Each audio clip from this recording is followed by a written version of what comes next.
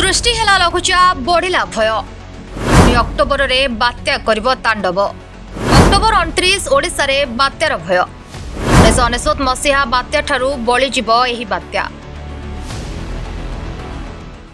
सृष्टि हेला लघुचाप बढ़िला भय। बंगोपसागर रे सृष्टि होइथिबा ए लघुचाप आहुरी घनीभूत हेबा नै स्पष्ट करिछि भारतीय पाणीपाग केन्द्र।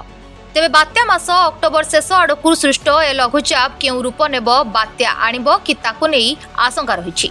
सत होइजिब कि अमेरिकीय पाणीपाग विज्ञान संस्था जीएफएस रो पूर्वानुमान 29 तारिख बेलकू ओडिशा को ग्रासिब कि पुणी एक शक्तिशाली साइक्लोन। जेतु एबे दक्षिण पश्चिम मौसुमी वायु फेरिछि और उत्तर पूर्व मौसुमी शक्तिशाली हेउछि, तेणु अक्टोबर ही लघुचाप को बात्यारे परिणत कराइबार प्रकृष्ट समय। कारण एही समय स्थलभाग ठंडा थिले भी समुद्र भीतर गरम थाए। फल गोटे लघुचाप को अन्यटी बल जोगाए जहाँकि शक्तिशाली होई साइक्लोन रो रूप नहीं थाए।